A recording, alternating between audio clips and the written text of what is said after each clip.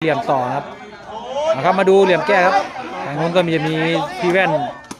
แล้วก็แฟนไฟมาเลเซียมาไม่เหลือครับครับเกมเสิร์ฟลูกนี้เสิร์ฟไม่ข้ามครับตอนนี้บิเตียถ้าเกมนี้แพ้จะเสียเป็น3 ไฟต์ที่3ครับปีศาจออกกี่เปอร์เซ็นต์แอดตอนนี้ปีศาจไม่ผมคิดว่าน่าจะไม่ถึงนะครับบิเตียมาลูกนี้โดดหลอกไปครับเอาแล้วครับเริ่มคุมเกมได้แล้วครับเกมเริ่มดีขึ้นครับพี่แว่นครับมาครับพี่แว่นได้นักกีฬามาใหม่2 ตัวครับแฟนไฟแล้วก็ต้องขออภัยด้วยนะครับคนครับตอนนี้พี่แว่นได้นะครับดูแล้วเป็นเหลี่ยมแก้ครับโอ้โหเหลี่ยมนี้เมาแล้วครับปีศาจขึ้นนำ1-0ปีศาจเจอกับเจาะป่าเที่ยแบบพี่แว่นไปเอาแล้ว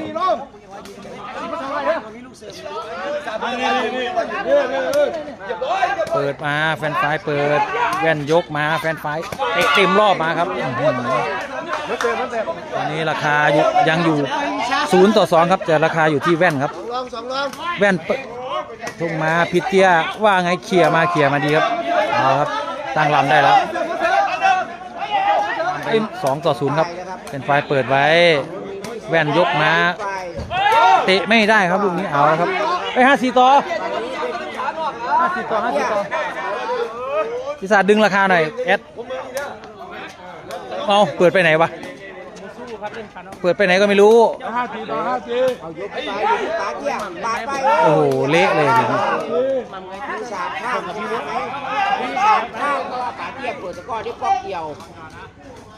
เสิร์ฟมาลูกนี้เจาะมาพี่แว่นว่าไง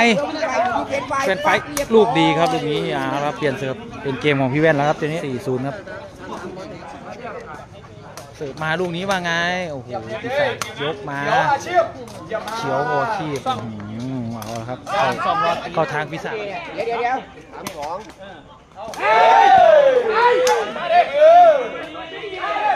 ไม่เปิดลูกเลยโอ้ก่อนไปนะครับ6-0นะครับยกไหนแล้วป๋าดูได้ยกไหนแล้วปีศาจเสิร์ฟกินไป6 ลูกแล้วครับตอนนี้ป๋าแว่นไม่ได้แต้มไอ้ลูกนี้มาว่าไงเปลี่ยนส่งครับใครต่อป๋าแว่นยกมือรับป๋าเตี้ยแรกเล่นเองครับลูกนี้เขียวนรกดีขึ้นมาแฟนไฟว่าไงแฟนไฟครึ่งรอบมา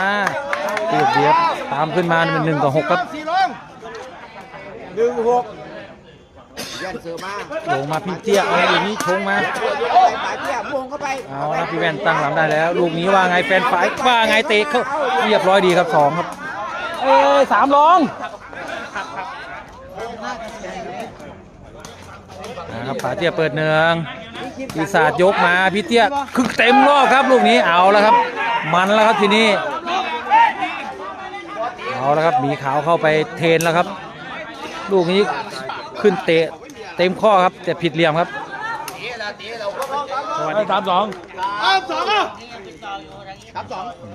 แว่นเสิร์ฟมาจีป๋าเตี้ยยกมาสวยๆแว่นเขียวนรกลูกนี้เรียบร้อยดีกลับมาเป็นพี่เตี้ยFCครับ96ท่านนะครับที่ยังไม่นอนครับมาดูตะก้อมันมาครับลูกนี้เปิดมาแฟนไฟว่าไงเต็มรอบมาลูกนี้โอ้โหหนักมากครับลูกนี้ถือมาจีปีศาจชงมาลูกนี้เขียวนรกง่ายๆครับแต่รับไม่ได้ครับนี่ครับขาเตี้ยครับเป็นรักตะก้อครับถือว่ารักษาสภาพร่างกายได้ดีมากครับฝากความคิดถึงมีเขาได้เลยครับมีเขาสบายดีครับลูกนี้โอ้โหมีเขาสบายดีแต่ตอนนี้มีเขาหนักที่ป๋าเตี้ยครับต่อ2มาราคา2มาครับนี่พี่หมีเอาจีป๋าเตี้ยมาเปิดเนืองยกสูงไว้เขี่ยเบาๆโอเคเอาตัวรอดไปได้ครับ เป็นฟังไหนขึ้นเนี่ยฟังที่หรอ6-3ปีศาจเสิร์ฟพี่แวนยกดีครับ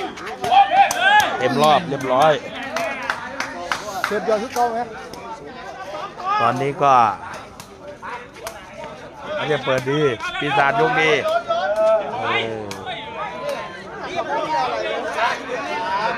6-3ปีศาจเสิร์ฟตะก้อซ้ำเลยเตี้ยม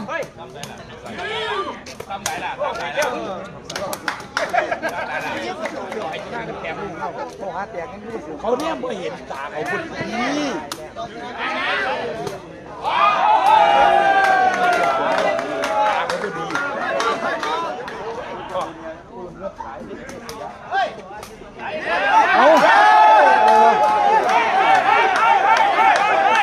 ตะเกียบเสียวผู้เดียวหาลูกให้โจแต่ว่าไล่สาระอีก5-6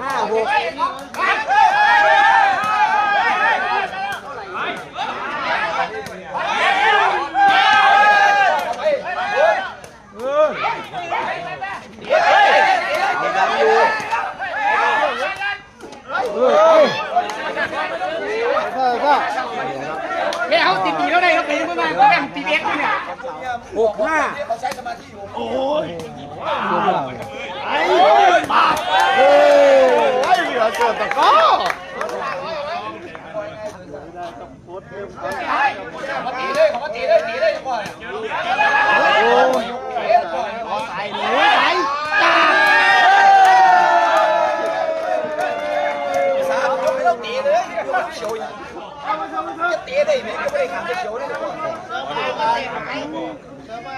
มันเล่นน้อยนะมันเล่น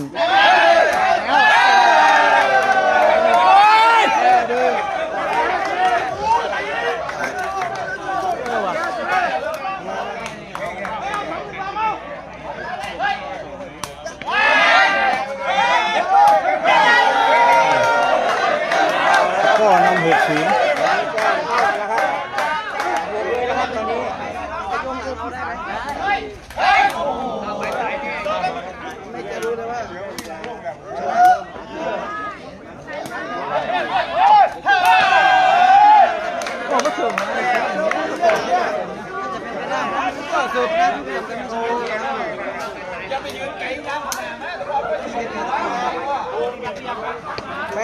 นี่ขาวเครียดเลยใช่ครับ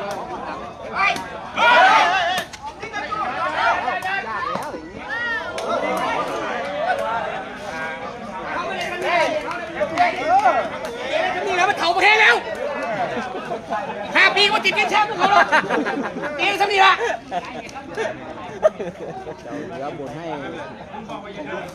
เหลือชงอยากให้ปาดตัวเหนื่อย เขาออกกลางเกย์อยู่ๆแล้วเกย์บอกมาแล้วลูกเขาใครบ้าเกย์เลยเขาไม่ต้องเลยตอนนี้โดนกันนะครับ8-6พันเดียน่ะ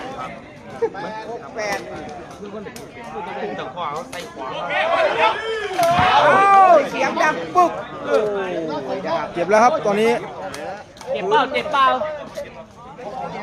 เจ็บแล้วเพราะเขาลงตุ่มแล้ว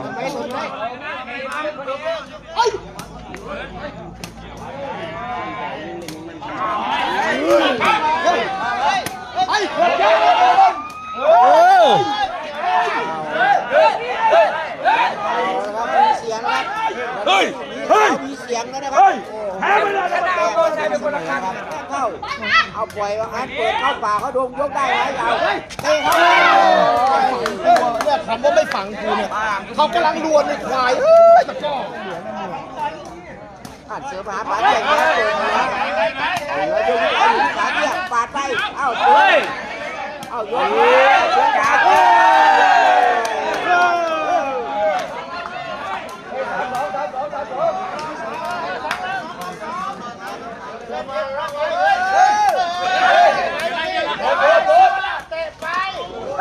อ้ยโดนเตะอับปากครับป๋าเว้ยปักเข้าปากเตะได้9-8เอายกขึ้นมาเอาป๋าเทียบปาดไปเอายกขึ้นมา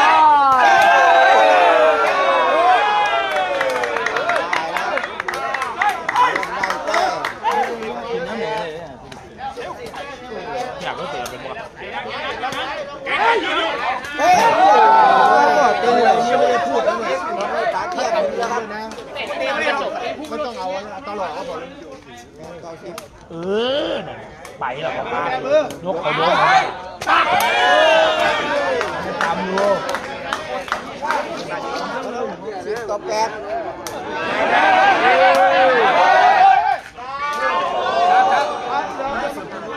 เย้า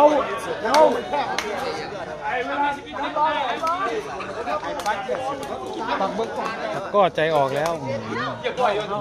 ไปปีศาจก็ไม่เอาแล้วเฮ้ยเฮ้ยเฮ้ย เฮ้ยหมดแล้วด่าใครพี่ด่าไอ้โน้นเลยพี่เสือไหมครับ ทำไม่ค่อยได้คะแนนใช่ โอ้ตรงนู้นว่างตรงพี่หลอนะ เทียเตะ3 เกมนะครับเปิดมาครับชงมาแฟนไฟว่าไงครึ่งรอบมาปีศาจเกี่ยวโอ้ปาเตี้ยแก้ไปก่อนครับมาแว่นชงอีกรอบนึงไฟเตะขึ้นเต็มครับลูกนี้ไม่อยู่ครับลูกนี้ยอมครับดูครับเสิร์ฟมาให้ปาเตี้ยยกมาปีแวะเตี้ยว่าไงฉีบเบาๆมาขึ้นตักแฟนไฟครึ่งรอบมาไหมเรียบร้อยดีเลื่อนขึ้นแท่นครับมาแล้วครับเปิดจี้พี่เตี้ยมาเปิดมาเขียวนรกมาติดเบี้ยวไหมโอ้ดูดีครับ8-11เปิด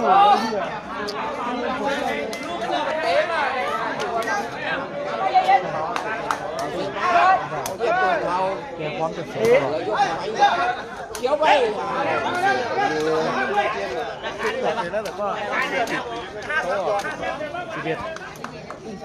มาดูลูกนี้กันลูกนี้เสิร์ฟมาจี้แว่นขวาเปิดขวาหมุนตัวยกมาแฟนไฟว่าไงเตะเกี่ยวติดเกี่ยวหลังเท้ามาปาเทียบแปรไปก่อนเอาละครับเป็นโอกาสของแว่นรามินทาแฟนไฟว่าไงครึ่งรอบอัตโนมัติเรียบร้อยดีครับปาเทียบเป็นรองใช่ครับปาเทียบเป็นรองเยอะ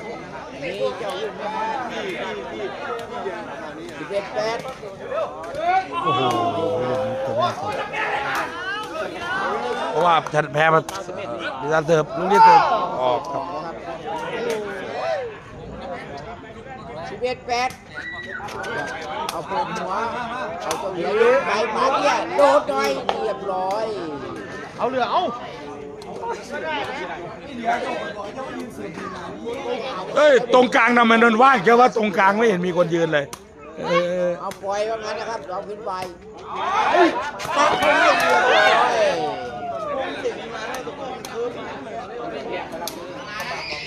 เอาเปิดดึงเอายกขึ้นไปอยู่ปาเตี้ยปักเขาให้เรียบร้อยมาบินตอนนี้นะครับปาเตี้ยมาบินเรื่องนี้นะค เสิร์ฟ รับ ปวน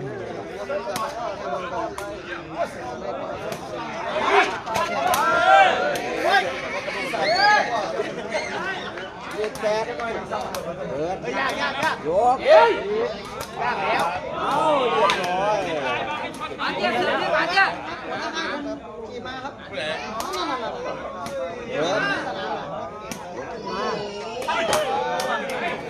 ยกเข้าจุดนี้คุณปานี่เตะหายแน่นอนนะครับ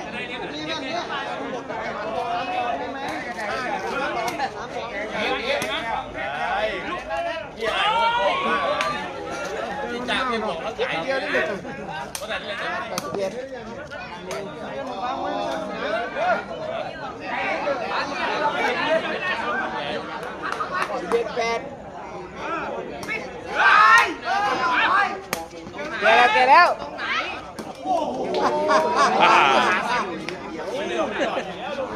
แว่นนะครับยืดขาไม่ถึงครับ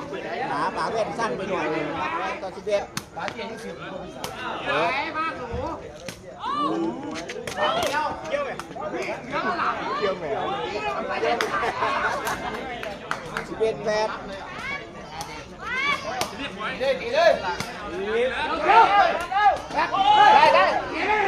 มองมั้ง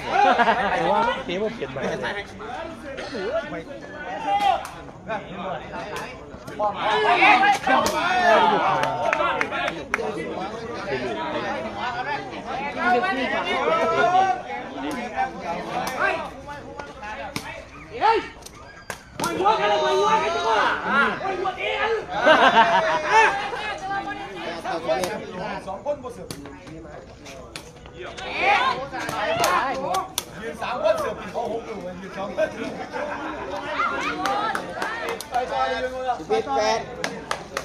คือยา ได้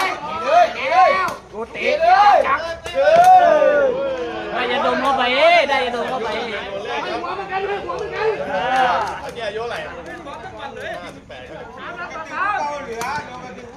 เฮ้ยเสียแล้วปุ๊บเอ๊ะปังให้พี่ก็ได้นู่นเลย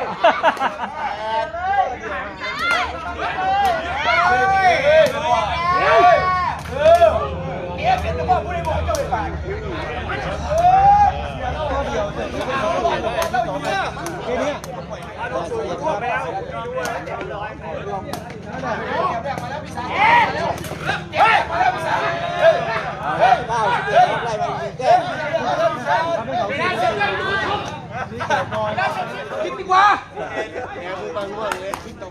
เฮ้ย พี่ตีนอนปรับไปแล้ว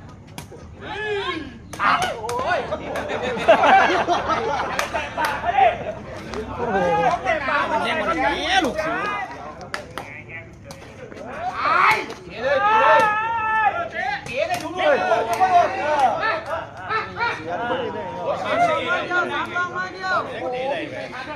กินไป50มาเรียกกันเลย มันต้องมีน้ำแต่ว่า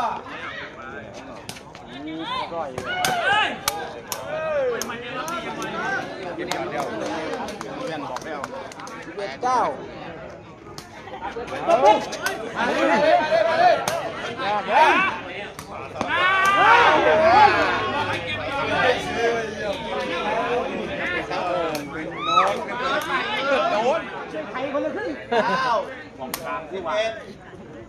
11ก็แพ้ไปแล้วเส้นนึง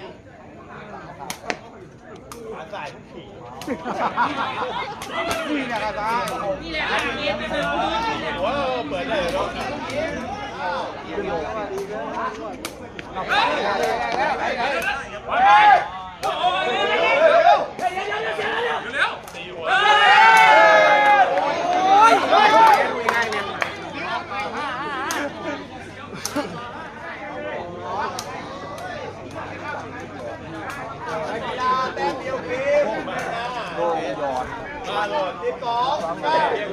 2-9 เกมไม่เกม ยกได้แรงนะ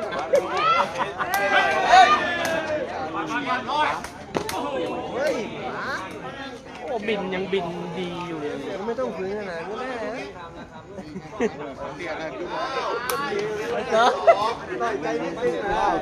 9-12 เล่นล่าสุดเนี่ยยืดให้กูแล้วต้องยืดดิ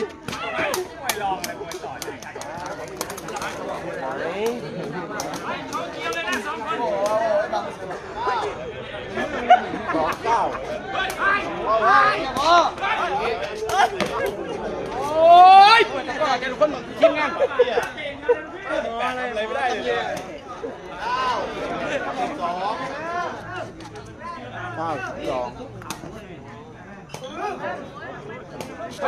เฮ้ยผัก เ